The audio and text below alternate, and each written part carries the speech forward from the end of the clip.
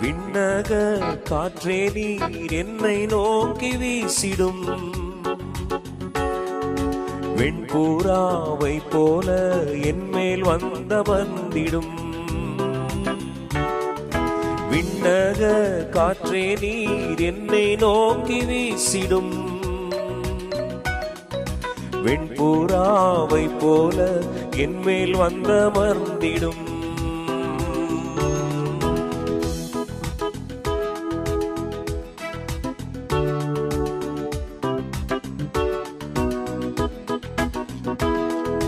ஜலத்தின் மேல் அசைவாடின தூய தேவ ஆவியே, ஜலத்தின் மேல் அசைவாடின தூய தேவ ஆவியே, பலத்தின் மேல் பலனடைய என் மேல் அசைவாடிடுமே, பலத்தின் மேல் பலனடைய என் மேல் அசைவாடிடுமே. விண்ணக காற்றே நீர் என்னை நோக்கி வீசிடும்,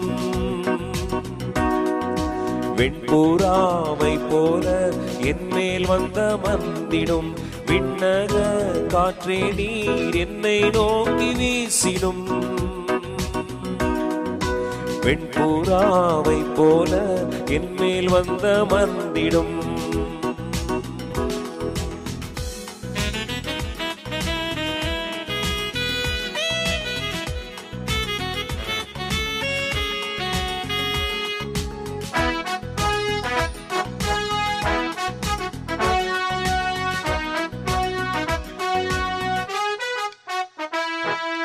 அக்கினி அபிஷேகம் இன்று வேண்டும் தெய்வமே, அக்கினி அபிஷேகம் இன்று வேண்டும் தெய்வமே. எந்நாளும் என் பாத்திரம் நிரம்பி வழிய வேண்டுமே, எந்நாளும் என் பாத்திரம் நிரம்பி வழிய வேண்டுமே. விண்ணக காற்றே நீர் என்னை நோக்கி வீசிடும், வெண்பூராவை போல என்மேல் வந்திடும்.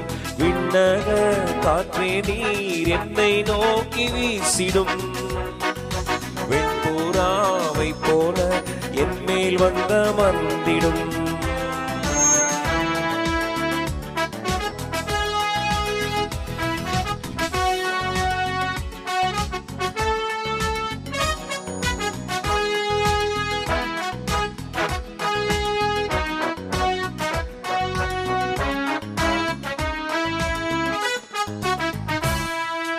அக்கினி ரதத்தின் மேல் என்னை கொண்டு செல்லுமே, அக்கினி ரதத்தின் மேல் என்னை கொண்டு செல்லுமே. பரலோக தூதருடன் ஆராதிக்க செய்யுமே, பரலோக தூதருடன் ஆராதிக்க செய்யுமே. விண்ணக காற்றே நீர் என்னை நோக்கி வீசிடும், வெண்பூராவை போல என்மேல் வந்திடும். விண்ணக காற்றே நீர் என்னை நோக்கி வீசிடும், வெண்பூராவை போல என்மேல் வந்திடும்.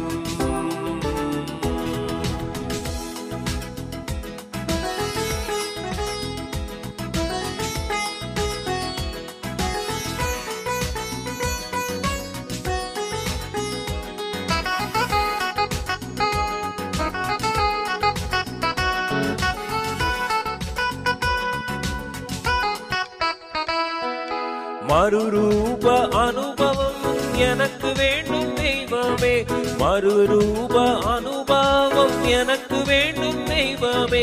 மறுரூப மலைதனிலே அழைத்து செல்லும் என்னையே, மறுரூப மலைதனிலே அழைத்து செல்லும் என்னையே. விண்ணக காற்றே நீர் என்னை நோக்கி வீசிடும், வெண்பூராவை போல என்மேல் வந்திடும். விண்ணக காற்றே நீர் என்னை நோக்கி வீசிடும், வெண்பூராவை போல என்மேல் வந்தமர்ந்திடும்.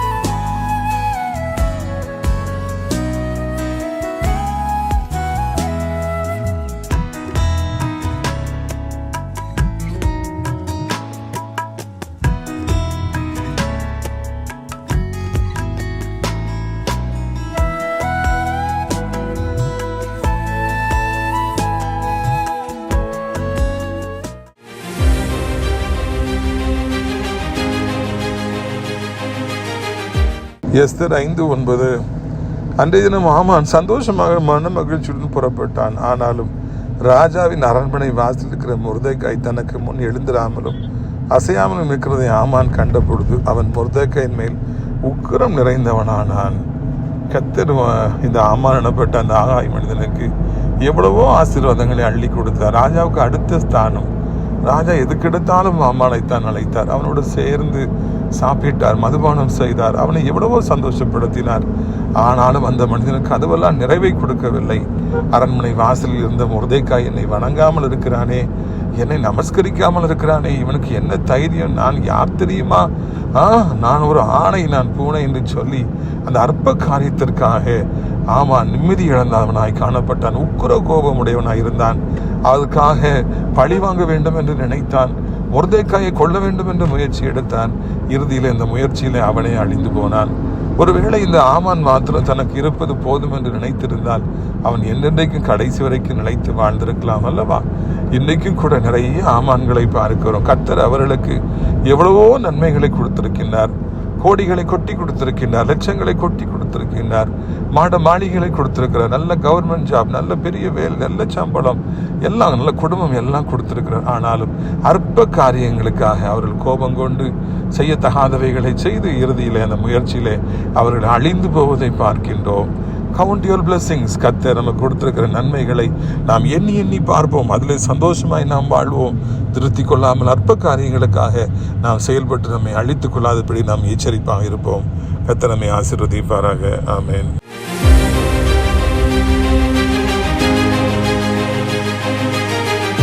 சிறியவனை பொழுதிலிருந்தும் எளியவனை குப்பையிலிருந்தும் எடுத்து உயர்த்தி ராஜாக்களோடும் பிரபுக்களோடும் வந்திருக்க செய்கிற அருமை ஆண்டவர் இயேசு கிறிஸ்துவின் இனிதான நாமத்தினாலே இந்த சத்தத்தை கேட்கின்ற அனைத்து தேவனுடைய பிள்ளைகளுக்கும் என்னுடைய அன்பான வாழ்த்தல்கள். நீங்கள் கோடா கோடியாய் பெருகுவீர்களாக, உங்களுடைய பிள்ளைகள் கோடா கோடியாய் பெருகுவார்களாக என்று வாழ்த்துகிறேன்.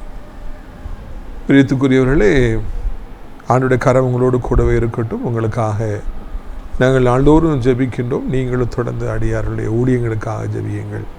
நம்முடைய நிகழ்ச்சிகளை அநேகருக்கு அறிமுகப்படுத்துங்கள். அதை போலவே அடைக்கலான்குரிய முதியோர் இல்லத்திலும் அநேகரை நீங்கள் சேர்ப்பதற்கு முயற்சி எடுக்கும்படியாக அன்போடு அழைக்கின்றோம். நம்முடைய பிரயோஜனத்திற்காக யோவான் 9வது அதிகாரம் 1வது வசனம் முதல். அவர் அப்புறம் போகையில் பிறவிக்குருடனாகிய ஒரு மனுஷனை கண்டார். அப்பொழுது அவருடைய சீசர்கள் அவரை நோக்கி, ரபி, இவன் குருடனாய் பிறந்தது யார் செய்த பாவம்? இவன் செய்த பாவமோ இவனை பெற்றவர்கள் செய்த பாவமோ என்று கேட்டார். இயேசு பிரதியுத்தரமாக, இது இவன் செய்த பாவம் இல்லை, இவனை பெற்றவர்கள் செய்த பாவம் அல்ல, தேவனுடைய கிரியைகள் இவரிடத்தில் வெளிப்படும் பொருட்டு இப்படியாக பிறந்தான். ஆண்டவருடைய சீசர்கள் எப்பொழுதும் ஆண்டவரோடு கூடவே இருந்தார்கள். அவருடைய முகத்தையே பார்த்தார்கள். எவ்வளோ பாக்கியவான்கள்! 3 வருஷம் ஆண்டவர் கூடவே இருக்கிறாங்க. The most blessed persons in the world's history is these 12 disciples. எப்பவும் ஆண்டவர் கூடவே இருந்து அவர் செய்கிற அதிசயங்கள் அற்புதங்கள்லாம் பார்க்குறாங்க. அவர் ஜெபிக்கிறத பார்க்குறாங்க. அவருடைய கருணை உள்ளத்தை பார்க்குறாங்க. அப்படிப்பட்ட ஜனங்கள் அவருடைய முகத்தையே பார்த்துட்டு இருக்கவங்க ஒரு நாள் பிறவி குருடனை பார்த்த பொழுது அவங்க நியாய தீர்ப்பு கொடுக்குறாங்க. இது இவன் செய்த பாவமா, கண்ணு தெரியாமல் இருக்கிறது, இவன் பெற்றோர்கள் செய்த பாவமா என்று அவர்கள் அங்கே நியாய தீர்ப்பு கொடுக்குறாங்க. இவங்க ஆண்டவரே பாவம், கண்ணு தெரியாமல் இருக்கார், நீங்கள் வேணால் அவர் கண்ணை திறந்து விட்றீங்களா, அவர் பாவம் இல்லையா என்று அந்த மனிதனுக்காக அவர்கள் பரிந்துரை செய்திருக்கலாம், வருத்தப்பட்டிருக்கலாம். ஆண்டவரே ஏதாவது செய்யுங்கன்னு சொல்லியிருக்கலாம். ஏனென்றால் அவருடைய முகத்தை பார்க்க பார்க்க அவருடைய சாயல் அவரிடத்தில் வந்திருக்கும் என்றால் அவர்கள் அப்படித்தான் செய்திருப்பார்கள். ஆனால் அவர்களோ நியாய தீர்ப்பு வழங்குகிற அந்த சிங்காசனத்தில் உட்கார்ந்து கொண்டு இது அவன் பாவமா, அப்பா அம்மா பாவமான்னு சொல்லி அலட்சியமாக பேசுவதை பார்க்கிறோம், வேதனைப்படுகின்றோம். ஏசப்பாவோடு கூட இருந்து என்ன பிரயோஜனம்? இன்றைக்கி ஞாயிற்றுக்கிழமை ஆராதனைக்கு சென்று என்ன பிரயோஜனம்? பைபிளை வாசித்து என்ன பிரயோஜனம்? வாழ்க்கை மாறவில்லையே, எண்ணங்கள் மாறவில்லையே. நிறைய பேருடைய வாழ்க்கையில் இதே மாதிரி தானே இருக்காங்க. ஒருவர் கஷ்டப்படுவதை பார்க்கும் பொழுது அவருக்கு எப்படி உதவி செய்யலாம் என்று யோசிப்பதை விட அவர்களை குறித்து கேவலமாய் பேசுகிற, செஞ்ச பாவத்துக்கு தானே இப்படி வந்திருக்கு, புத்திக்கு தானே இப்படி அவன் கஷ்டப்படுறான் என்று சொல்லுகிற மனிதர்களையே நாம் காண்கிறோம், வருத்தப்படுகிறோம். இயேசுவிடத்தில் நாம் சேர அவருடைய முகத்தை பார்க்க ஒருவரை பார்க்கும் பொழுது அவர்களுக்காக நம்முடைய உள்ளம் அப்படியே கரைய வேண்டும், அது இறங்கணும், பாவப்படணும், பரிதபிக்க வேண்டும். அதுதான் நாம் ஆண்டுடைய பிள்ளைகள் என்பதற்கான சரியான ஒரு அடையாளமாக இருக்கிறது. நம்முடைய தகப்பன் எப்படி இருப்பாரோ அப்படிதான் நாம இருப்போம். நம்முடைய தகப்பன் எல்லோருக்கும் மனம் இறங்குகிறவர், நம்முடைய தகப்பன் எல்லோருக்கும் உதவி செய்கின்றவர், எல்லோரையும் நேசிக்கிறவர், அரவணைக்கிறவர், ஒரு விழுந்துட்டா தூக்கணும்னு நினைக்கிறவர். நாமளும் அப்படித்தான் இருக்கணும். நாமும் பிறருக்காக மனம் இறங்குறவர்களாக தான் இருக்கணும். ஆனால் இந்த சம்பவம் நடக்கும்பொழுது அந்த 12 பேர்களுக்கும் ஆணுடைய சாயல் அங்கு இல்லவே இல்லை என்று நான் காண்கின்றோம். பிரியத்துக்குரியவர்களே, ஆண்டவரும் ஒருவேளை அப்படி தான் சொல்லியிருப்பார், அவங்க சொல்லுவார்னு சொல்லி எதிர்பார்த்துருக்கலாம். ஆண்டவர் உடனே அவனை டிஃபெண்ட் பண்ணுறாரு. சீச்சி, அப்படிலாம் கிடையாது. அவர் செஞ்ச பாவம் இல்லை, அவன் அம்மா அப்பா செஞ்சதில்லை, தேவனுடைய கிரியைகள் வெளிப்படணும், அதனால தான் அப்படி அவர் பிறந்திருக்காரு. கண்ணு யாரோ ஒரு ஊழியக்காரர் சொன்ன ஞாபகத்துக்கு வருது, பாவம் செஞ்சால் கண்ணு தெரியாமல் தான் பிறப்பாங்கன்னா இந்த உலகத்தில் அவ்வளோ பேரும் கண்ணு தெரியாமல் தான் பிறப்பாங்க, பிள்ளைகள் எல்லாம் கண்ணு தெரியாமல் தான் பிறக்கும் அப்படின்னு சொன்னது ஞாபகத்துக்கு வருகிறது. ஆண்டவர் அங்கே அவர் ஒரு நியாயத்தீர்ப்பு கொடுக்கும்போது அவரும் அதுக்கு சேர்ந்து சிரிக்கலை, இல்லைன்னா அவரும் ஆமான்னு சொல்லலை, இல்லை அப்படி பேசாத, அப்படிலாம் கிடையாது. என்றைக்கும் ஆண்டவர் தான், மனிதர்கள் தான். அவங்க அதிர்ச்சி அடைஞ்சிருப்பாங்க, ஆண்டவர் இப்படி சொல்கிறாருன்னு சொல்லி அதிர்ச்சி அடைஞ்சிருப்பாங்க. ஒருவரையும் பார்த்து நியாயத்தீர்ப்பு வழங்குகிறவர் அல்ல நம்முடைய ஆண்டவர். ஒருவரும் கெட்டு போக வேண்டும் என்று சொல்லி நினைக்கிறவர் அல்ல நம்முடைய ஆண்டவர். எல்லோருக்கும் அவர் மனம் இறங்குகிறவராக, எல்லோரையும் நேசிப்பவராக, பாவிகளையும் நேசிப்பவராக, விழுந்து கிடக்கிறவர்களை நேசிக்க முடியாது, தன்னுடைய கிரியைகள் அவர்கள் வெளிப்படணும்னு நினைக்கிறவராக இருக்கின்றார். உங்களுக்கும் அவர் மனம் இறங்க வேண்டும் என்று தான் நினைக்கின்றார். உங்களுடைய வாழ்க்கையிலும் ஒரு அற்புதத்தை செய்ய வேண்டும் என்று தான் நினைக்கின்றார். உங்களுடைய வியாதியையும் சுகமாக்க வேண்டும் என்று தான் கர்த்தர் நினைக்கின்றார். உங்களுடைய கடன் பாரங்களை மாற்றி உங்களை நிரம்பி வழிகிற ஒரு பாத்திரமாய்த்தான் மாற்ற வேண்டும் என்று ஆண்டவர் விரும்புகிறார். பாருங்கள், இப்படியாக அவர் சொல்லிட்டு அடுத்தாப்புல என்ன சொல்றார் பார்த்தீங்களா? பகற்காலம் இருக்கும் மட்டும் நான் என்னை அனுப்பினவருடைய கிரியைகளை செய்ய வேண்டும். ஒருவனும் கிரியை செய்யக்கூடாத ராக்காலம் வருகிறது, நான் உலகத்தில் இருக்கிறேன், உலகத்திற்கு ஒளியாய் இருக்கிறேன் என்றார். அவர் சொல்றாரு, இது ஒரு பகற்காலம், என் கிரியில் எல்லாம் நான் செய்வேன், என்ன அதிசயம் செய்யணுமோ செய்வேன், யாரை உயிரோடு எழுப்பணுமோ எழுப்புவேன், எந்த முடவை நடக்க செய்யணுமோ நடப்பேன், எந்த கொடருடைய கண்ணு திறக்கணுமோ திறப்பேன். ஏனென்றால் இது பகல் காலம், என் கிரியைகள் வெளியப்படுகிற காலம். ஒரு நல்ல செய்தி, இது பகற்காலம். ஆண்டவர் அற்புதங்களை செய்கிற காலம், ஆண்டவர் அதிசயங்களை செய்கிற காலம், அந்த பிள்ளைகளை அவர் சிங்காசனத்தில் உட்கார வைக்கிற காலம், நன்மையானவைகளை தருகிற காலம். இதுதான் பகற்காலம். நாமெல்லாம் பகற்காலத்தில் இருக்கிறோம், இருள் காலத்தில் இல்லை. யாருமே கிரியை செய்ய முடியாத இருள் காலமும் வருதுன்னு சொல்லி ஆண்டவர் அங்கே சொல்கிறார். அந்த காலத்தில் இல்லை, சந்தோஷமான ஒரு காலத்தில் ஆண்டவரை அனைவரையும் ஆசீர்வதிக்கின்ற ஒரு காலத்தில் இருக்கிறோம். அதற்காக நாம் ஆண்டவரை துதிக்க வேண்டும். நான் ஜெபம் பண்ணோன்னா கண்டிப்பாக பதில் தருவார். நம்ம ஆலயத்துக்கு போகிறோம், நம்ம கர்த்தரை தேடுறோம் அப்படின்னு அவர் அறிஞ்ச உடனே நமக்கு புது புது நன்மைகளை தர ஆரம்பிச்சிருவார். என்ன கேட்டாலும் ஆண்டவர் தருவார். ஏனென்றால் அதுக்கு ஒரு காலம். இந்த காலத்திலே நம்ம எல்லாத்தையும் வாங்கிட்டோம் அப்படின்னா நல்லது. பகற்காலம் முடிஞ்ச பிறகு, ஆண்டவர் நம்மளை ஆசீர்வதிக்கிற காலம் முடிஞ்ச பிறகு, அது வரைக்கும் ஒன்றுமே கேட்காம ஒன்றுமே பெற்றுக்கொள்ளாமல் அதுக்கு பிறகு நம்ம போய் ஆண்டவரே என்னை ஆசீர்வதின்னு கேட்டோன்னா ஒன்றும் கிடைக்காது. ஏசு அப்படித்தானே. சேஷ்டபுத்திர பாகம் அவர் தான் இருந்துச்சு, மூத்தவர். அப்பாவுடைய அன்பு ஆதரவு இருந்தது, மிகப்பெரிய அன்பு அவர் தான் இருந்துச்சு. ஆனால் அந்த பகற்காலம் இருந்தது. அப்பா எல்லாத்தையும் ஆசீர்வாதத்தை கொடுக்குறக்கு ரெடியாக இருந்தார். அப்போல்லாம் அவர் தூங்கிக்கிட்டு இருந்தார், அலட்சியமாக நினச்சார். அதை பயன்படுத்திக்கிட்டு தம்பிக்காரர் வீட்டில் இருந்து அம்மாவுடைய ஆதரவோடு அண்ணங்கார ட்ரெஸ்ஸை போட்டு ஏமாற்றி அவருடைய ஆசீர்வாதங்கள்லாம் அப்பாட்டிருந்து வாங்கிக்கிறார். எல்லாம் முடிஞ்சு போயிடுது, டோர் க்ளோஸ் ஆகிடுது, பகற்காலம் முடிஞ்சு போயிடுது, இருள் வந்துடுது, இரவு காலம் வந்துடுது. அப்போ வந்துட்டு ஏசா என்னை ஆசீர்வதிங்க ஆசீர்வதிங்கன்னு சொல்கிறார். என்னையும் ஆசீர்வதிங்கப்பா அப்படி சொல்லி கதறி அழுதாரா ஏசா. அவர் வாழ்க்கையில் அது வரைக்கும் ஆசீர்வாதங்களுடைய அருமையே அவருக்கு தெரியவில்லை. எல்லா நேரத்திலும் அலட்சியமாக நின்ற ஒரு கேவலம் ஒரு கூழுக்காக தன் சேஷ்டபுத்திர பாகத்தை விற்று போட்டு ஆண்டவர் பார்வையில் அது ரொம்ப அருவருப்பாக இருந்து கோபத்தை சம்பாதித்து கொண்டார். அப்பெல்லாம் அவருக்கு ரொம்ப அலட்சியமாக இருந்தது. இன்னைக்கு என்னை ஆசீர்வதிங்கப்பான்னு கதறாரு. ஆனால் டோர் முடிஞ்சு போச்சு, முடியாதுப்பா, நான் எல்லாத்தையும் கொடுத்துட்டேனே, உன் தம்பிக்கு கொடுத்துட்டேனே.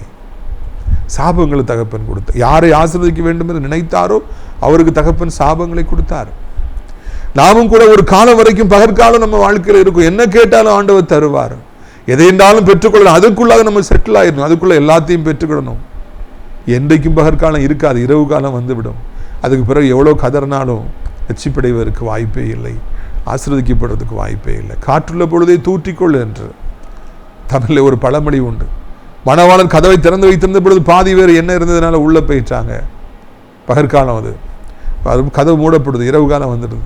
எங்களையும் உள்ள விடுங்க ஐயான்னு தட்டுறாங்க. நான் என்னையை போய் வாங்கிட்டு வந்துட்டோம், விளக்கு வச்சுருக்கோம், உங்களை அறியே நீங்கள் போங்கன்னு சொல்லி அந்த கதவு மூடப்பட்டது. கதவு திறந்துப்பட்டவருக்கும் ஒரு காலம் இருந்தது. உள்ளே வந்தவங்கலாம் உள்ளே வந்துட்டாங்க. கதவு மூடப்பட்டுட்டு அப்புறம் கதவு திறக்க நிறைய சொல்கிறாங்க. ஆனாலோ அது கதவு திறக்கப்படவில்லை. நமக்கும் ஒரு காலம் உண்டு. கர்த்தரை ஆசீர்வதிப்பதற்காக காத்துட்டே இருப்பார். கேட்பான், கொடுப்பேன் காத்துட்டே இருப்பார். சுகத்தை கேட்பான், வீட்டை கேட்பான், பிள்ளையை கேட்பான், அதை கேட்பான், காத்துக்கிட்டே இருப்பார். அதை போராடி பெற்றுக்கொள்ளணும். அவர் கையை கீழே போட்ட பிறகு எனக்கு அதெல்லாம் தாங்க, இதை தாங்க, நான் ஒன்றும் கிடைக்காது. எனவே போராடி பெற்றுக்கொள்ளும்படியாக ஆண்டவர் நம்மை அழைக்கின்றார். பிரியத்துக்குரியவர்கள், அதைத்தான் ஆண்டவர் இங்கு ப்ரீடெக்ஸ்டாக சொல்கிறார். இது ஒரு பகற்காலம், எல்லாரும் நான் ஆசீர்வதிக்கிற காலம் மகனே, அதுக்குள்ளே நீ கேட்டுக்க, எதனாலும் பெற்றுக்க என்றது. எல்லாத்தையும் வாங்கிக்க. அன்னைக்கு ஒரு அண்ணன் என்கிட்ட பேசுறது ஞாபகத்தில் இருக்குது. அவங்க ஒரு பெரிய பணக்காரர் கூட ரொம்ப வருஷமாக பிஸ்னஸ் பார்ட்னராக இருந்தாங்க. அது பெரியவர் மரித்து போகிற காலம் நெருங்கிட்டு இருந்தது. இவங்க சாதாரண ஒரு குடும்பம், இந்த கூட சேர்ந்து பிஸ்னஸ் பண்ணி இப்போ இவங்களும் நல்லா வளர்ந்துட்டாங்க. மறிக்க போகிற இடத்துல கடைசியாக வீட்டில் போய் பார்க்கும்போது அவர் சொன்னான், தம்பி நான் சீக்கிரமாக போயிடுவேன், அதுக்குள்ளே உனக்கு நான் தர வேண்டியதெல்லாம் தரணும்னு நினைக்கிறேன் என்றது, நீ வாங்கிக்க, நான் போன பிறகு உனக்கு ஒன்றும் கிடைக்காது. பிஸ்னஸில் உனக்கு சில காரியங்களை நிமித்தமாக சில சொத்துக்களை தரணும்னு நினைக்கிறேன், இப்போவுமே நீ வாங்கிக்க. ஒரு சந்தோஷமாக கொஞ்சம் பணத்தை கொடுத்து, சொற்ப பணத்தை கொடுத்து நிறைய சொத்துக்களை பெற்றுக்கொண்டேன்னு சொல்லி என்று சொன்னார். அதன்படியே அந்த பெரியவரும் இப்பொழுது இல்லை, கடந்து போய்விட்டார். நான் உயிரோடு இருக்கும் பொழுதே நீ வாங்கிக்கப்பா, உயிரோடு இருக்கும் பொழுது எல்லாத்தையும் நீ பெற்றுக்க. அன்னைக்கு அவர் சொன்னது என் காதில் இருக்குது, அவர் இப்படி சொன்னார்னு சொல்லிட்டு. நம்முடைய தாய் தகப்பன் உயிரோடு இருக்கும் பொழுதே நாம் எல்லாவற்றையும் பெற்றுக்கொள்ள வேண்டும். அவர்கள் நன்கு கவனிக்க வேண்டும், அவளை பராமரிக்க வேண்டும், 2 கையால தூக்கணும், அவங்கள அப்படி நேசிக்கணும், அவங்கள நல்லா வச்சுக்கணும். உயிரோடு இருக்கும் பொழுது எல்லாத்தையும் நம்ம செய்யணும். நமக்கு பலன் இருக்கும் பொழுதே, கையில் சம்பாத்தியம் இருக்கும் பொழுது ஏழைகளுக்கு கொடுக்கணும், நிறைய பேருக்கு கொடுக்கணும். இல்லாமல் போகும்பொழுது ஒன்றுமே செய்ய முடியாது. அதைத்தான் ஆண்டவர் நமக்கு சொல்லுகிறார். பாருங்கள் என்ன நடக்கிறது. 6 இவைகளை சொல்லி அவர் தரையிலே துப்பி உமிழ்நீரினால் சேறுண்டாக்கி அந்த சேற்றை குருடனுடைய கண்கள் மேல் பூசி, நீ போய் சீலவாம் குளத்தில் கழுவு என்றார். சீலவாம் என்பதற்கு அனுப்பப்பட்டவன் என்ற அர்த்தமாம். அப்படியே அவன் போய் கழுவி பார்வையடைந்தவனாய் திரும்பி வந்தான். அங்கே சேர உண்டாக்குறாரு, சகதி அழுக்கு, அதை அவன் கண்ணில் பூசுறாரு. ஏதேன் தோட்டத்தில் இதே போல தானே மனிதனை உருவாக்கினார். அந்த ஆண்டவருக்கு அந்த வித்தை எல்லாம் எவ்வளவு எளிதான காரியம். அதனால் சேறு உண்டாக்கி அதை எடுத்து அவன் கண்ணில் பூசுறார். ஒருவேளை பூசி அந்த கண்ணை உருவாக்கி வைத்தாரோ தெரியல. ஆனால் உடனே பார்வை தெரியல, நீ போய் சீலையாம் குளத்தில் போய் கழுவு. இன்றைக்கு ஆண்டவர் நம்மை ஆசீர்வதிக்க வேண்டும் என்றால் சேற்றில் இருக்கிற நாம கழுவுப்பட வேணும்.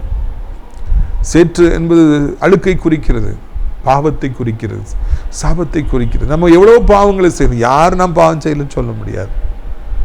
அந்த அழுக்கோடு ஆண்டவர் நம்மை ஆசீர்வதிக்க விரும்புவது. நீ கழுவப்படும் மகனே. அன்னைக்கு சீலோவா குளத்தில் போய் கழுவுனார். இன்னைக்கு நம்மை பார்த்து சொல்ற கல்வாரி சிலுவைக்கு போவோம். காயம்பட்டு தூங்குகிற என்னை பார், என் கையில் காலில் ஆணி அடிக்கப்பட்ட ரத்தமாய் ஓடுகிறது, அந்த ரத்தத்தினால் நீ கழுவப்படு போ. கல்வாரி சிலுவை அண்டைக்கு போ, அந்த ரத்தத்தினால் நீ கழுவப்படு என்று சொல்லி ஆண்டவர் சொல்லுகிறார். கழுவப்பட்டால், இயேசுவின் ரத்தத்தினாலே கழுவப்பட்டால் கண் பார்வை கிடைத்துவிடும், ஆசீர்வாதம் கிடைத்துவிடும். இவன் கழுவினான், கண்களை கழுவினான், சேற்றிலிருந்து கழுவினான், கண் திறந்தது. பிறவி குருடனாகி அவர் பார்த்தார், ஓடி வந்து இயேசுவேன்னு சொல்லி ஆண்டவரை மகிமைப்படுத்தினார் என்று நான் காண்கின்றோம். இன்னைக்கு நம்மை ஆண்டவர் ஆசீர்வதிக்க வேண்டும் என்றால் ஒரே ஒரு காரியம் இருக்கிறது. அவர் சீலோவாம் குளத்தில் போய் கழுவியது போல நாம் கல்வாரி சிலுவை இல்லை சென்று அங்கு தொங்குகிற இயேசுவின் ரத்தத்தினாலே நான் கழுவப்பட வேண்டும். என்றைக்காவது ஒரு நாள் தேவனுடைய சமூகத்துக்கு சென்று முழங்கால் படியிட்டு கண்களை மூடி கல்வாரி சிலுவையை நினைத்து, அவர் உங்களுக்காய் செய்த தியாகத்தை நினைத்து, இரத்த சிந்தியை நினைத்து கதறி அழுதிருக்கின்றீர்களா? என்றைக்காவது ஒரு நாள் நல்ல கிறிஸ்தவர்கள், நல்ல தேவனுடைய பிள்ளைகள், ஆவிக்குரிய பிள்ளைகள் தினந்தோறும் அவரை செய்வாங்க. கல்வாரி சிலுவையை நினைப்பாங்க, ரத்தத்தினால கழுவப்படுவாங்க, இன்னும் அவரை நேசிப்பாங்க, இன்னும் அவருக்கு பின் செல்வாங்க. யாரு? நல்ல தேவனுடைய பிள்ளைகள் வெற்றி பெறுவாங்க. சாத்தாவங்க கிட்ட நிற்கவே முடியாது. ஆனால் அநேக தேவனுடைய பிள்ளைன்னு சொல்றவங்க ஒரு முறை வாழ்க்கையில் ஒரு விசை கூட அவர்கள் கல்வாரி சிலுவை முன்பு வந்ததில்லை, நொறுக்கப்பட்டதில்லை, அந்த அன்பை அவர்கள் ருசித்ததில்லை. இந்த காயங்கள் எனக்காக, இந்த தியாகம் எனக்காக என்று அவர்கள் உணர்ந்ததில்லை, கதறி அழுததில்லை. இயேசுவே எனக்காக நீர் சிலுவையில் அறையப்பட்டீர், ரத்தத்தை எல்லாம் சிந்தினீங்க. என்றைக்கு நீங்கள் அதை நினைத்து கதறி அழுகிறீர்கள், அன்றைக்கு எவ்வளவு பாவங்கள் செய்திருந்தாலும், தொடர்ந்து வந்தாலும், சாத்தா நெருக்கி கொண்டாலும், பாம்பு நெருக்கி வச்சிருந்தாலும், ரத்தத்தில் கழுவப்படாது அப்படி ஓடி போயிடும். சாபங்கள் ஓடி போயிடும், வியாதி ஓடி போயிடும், புது வாழ்வு நமக்கு உண்டாகும். இதைத்தான் இந்த இடத்தில் நாம் காண்கின்றோம். பிரியத்துக்குரியவர்களே, கல்வாரி சிலுவையிலே நாம் கழுவப்பட வேண்டும், ரத்தத்தில் கழுவப்பட வேண்டும். நாம் செல்ல வேண்டிய இடம் கல்வாரி சிலுவை. அனைத்து ஆசீர்வாதங்களும் இருக்கின்ற ஒரே ஒரு இடம் கல்வாரி சிலுவை. அனைத்து சுகங்களும் இருக்கின்ற ஒரே ஒரு இடம் கல்வாரி சிலுவை. எத்தனையோ டாக்டர்ஸ் இருக்காங்க, எவ்வளவு ஹாஸ்பிட்டல் போங்க சரியாயிருன்னு சொல்றாங்க, இந்த வியாதி சரியாயிரும்.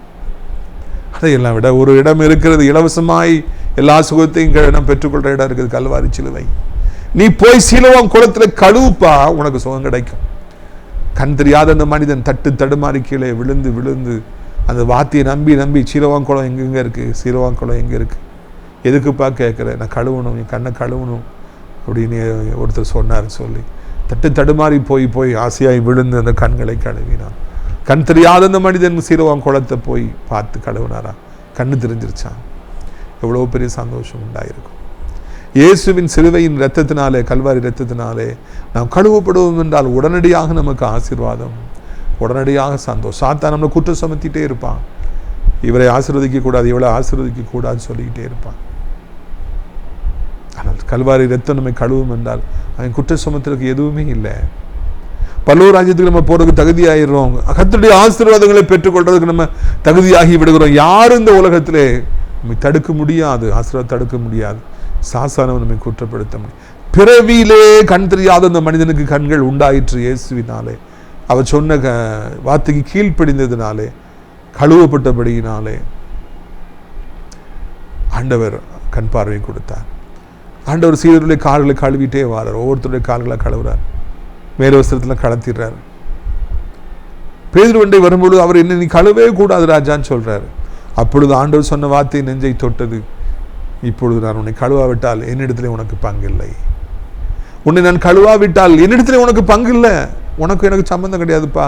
இயேசுவின் ரத்தம் நம்ம கழுவுனாதான் நமக்கும் அவருக்கு பங்கு இருக்குது, பார்ட்னர்ஷிப் இருக்குது, உறவு இருக்குது, அப்பா அம்மா உறவு இருக்குது. ரத்தத்தினால கழுவப்படவில்லையோ ஒன்றுமே இல்லை, பங்கு இல்லாமல் போய்விடுகிறது. சாத்தான் நம்ம தொடாம இருக்கணுமா? வியாதி நம்மளை தொடாம இருக்கணுமா? பலகீனம் தொடாம இருக்கணுமா? கல்வாரி சிலுவை என்றை ஓடி செல்ல வேண்டும், கதற வேண்டும். அப்பொழுது என்ன பாவ சாபம் வந்தால் கழுவப்பட்டு உடைந்து போயிடும். ஒரு புது வாழ்வு கிடைக்கும் என்பதில் சந்தேகமே இல்லை. பிரியத்துக்குரிய இந்த செய்தி உங்களுக்கு கொடுக்கணுங்கிற ஒரு எண்ணத்தை ஆண்டவர் எனக்கு தந்தார்.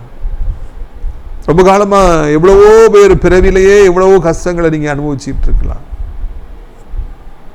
பிறவிலேயே நீங்க வறுமையை அனுபவிச்சுட்டு இருக்கலாம். கஷ்டம், நான் பிறந்த நாள்ல இருந்து கஷ்டம், கல்யாணம் ஆன நாள்ல இருந்து எனக்கு கஷ்டம் அப்படி நீங்க சொல்லலாம்.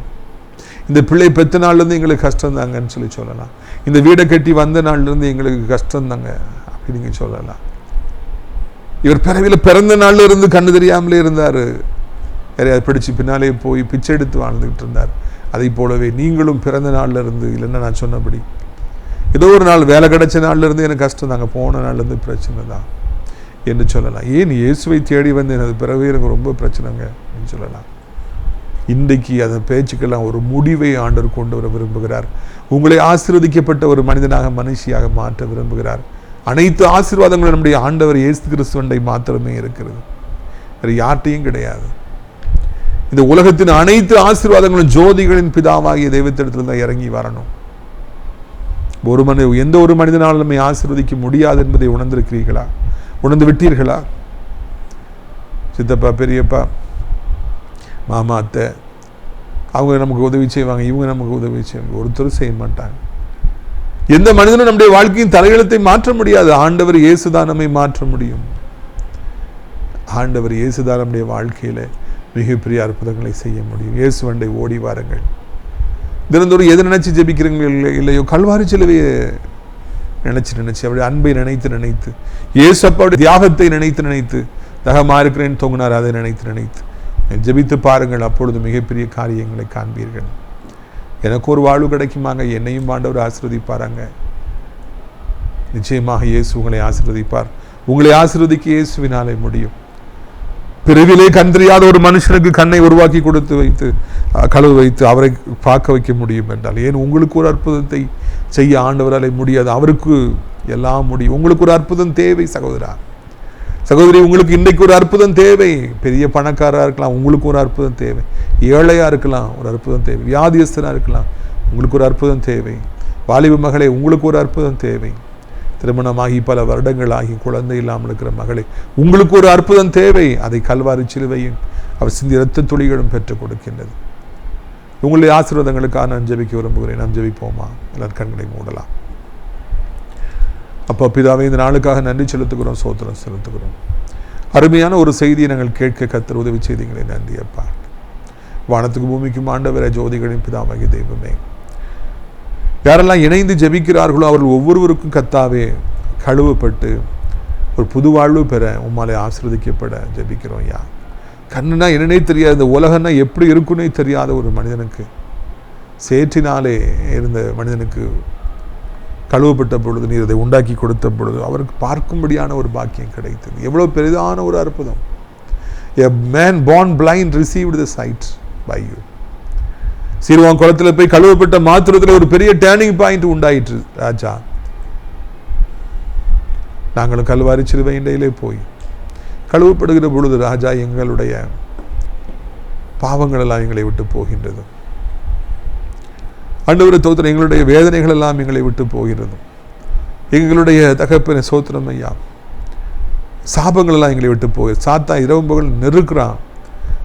ரத்தத்தினால கழுவப்படுகிற பொழுது எல்லாம் எங்களை விட்டு போயிடும். சாத்தா ஓடி போறான். அவனுக்கு அதுக்கு பிறகு எந்த அதிகாரம் எங்கள் மேல் இருப்பதில்லை. அப்பா, பிறந்த நாள்ல இருந்து எனக்கு கஷ்டம், திருமணமான நாள்ல இருந்து கஷ்டம், என் பிள்ளை பிறந்த நாள்ல இருந்து எங்களுக்கு கஷ்டம், இந்த வீடை என்னைக்கு கட்டிங்க வந்தோமோ அன்னையிலிருந்து கஷ்டம், என்னைக்கு இந்த மனிதனை சந்தித்தேன் அன்னையிலிருந்து எனக்கு கஷ்டம். எவ்வளோ பேர் எவ்வளோ கஷ்டங்களை எத்தனை வருடங்களாக அனுபவிச்சுட்டு இருக்காங்கப்பா. ரட்சிப்பதற்கு ஒருவரும் இல்லை, உதவி செய்வதற்கு ஒருவரும் இல்லை, கண்ணீரை துடைப்பதற்கு ஒருவரும் இல்லை, சாப்பிட்டாயா என்று கேட்பதற்கு ஒருவரும் இல்லை. அவர் எல்லாருக்கும் மனம் இறங்கி கல்வாரி இரத்தத்தினாலே கழுவி தூய்மையாக்கி அவர்களை இன்று முதற்கொண்டு நீர் ஆசீர்வதிக்க வேண்டும் என்று கெஞ்சுகிறோம். எவ்வளவு கடினமான நிலைமையில் இருந்தாலும் அவர்களை இன்று முதற்கொண்டு நீர் ஆசீர்வதி. இன்று முதற்கொண்டு அவர்களுக்கு ஒரு அற்புதத்தை செய்ய வேண்டும் அப்பா. நீங்க செய்வீங்களா ராஜா? கண்டிப்பாக செய்வீங்க. அதற்காக நமக்கு சோதரம். கிருபைக்குள்ளே ஒழித்து வைங்க, இரக்கத்துக்குள்ளே ஒழித்து வைங்க. எப்பேற்பட்ட வியாதியாக இருந்தாலும் இப்பொழுதே அது நீங்கட்டும் அப்பா. இப்பொழுதே கர்த்தர் பிள்ளைகளுக்கு அற்புதத்தை செய்யுங்க ஐயா, அதிசயத்தை செய்யுங்க ஐயா. இன்றைக்கு ராஜா மனம் இறங்குங்க, குடலான காரியங்களை செவைப்படுத்துங்க, வேதனை இல்லாத ஒரு வாழ்க்கையை தாருங்க. படுக்கையில் இருப்பவர்கள் எழும்பட்டும், செயல்படாத அவயங்கள் செயல்படட்டும், சுகரு, பிபி, கொலஸ்ட்ரால் எல்லாம் கண்ட்ரோலுக்குள்ளே வரட்டும், வீக்கங்கள் வற்றி போகட்டும், புண்கள் மறைந்து போகட்டும், கட்டிகள் மறைந்து போகட்டும், எந்த நாச மோசம் விபத்து மரணங்கள் வராதபடி, துர்ச்செய்திகள் வராதபடி காத்துக்கொள்ளுங்க. உடைய பிள்ளைகள் எதிரே எதிர்பார்த்து காத்திருக்கிறார்கள் செய்து சந்தோஷப்படுத்தும். வருமானத்துக்கான வழிகளை உண்டாக்கி தாருங்க. ஆசீர்வாதமான மழையை பெய்ய பண்ணுங்க ராஜா. பஞ்சகால முடிவுக்கு வரும்படிக்கு ஜெபிக்கிறோம். உடைய பிள்ளைகள் எதிர்பார்த்திருக்கிற அத்தனை நன்மைகளையும் கொடுத்தவர்களை ஆசீர்வதிக்க வேண்டும் என்று கெஞ்சுகிறோம். நான் இன்று முதல் உன்னை ஆசீர்வதிப்பேன் என்று சொன்னவரை அப்படியே செய்யுங்கப்பா. ஒருவரும் தரித்திரத்தில் இருக்கக்கூடாது, ஒரு வியாதியில் இருக்கக்கூடாது.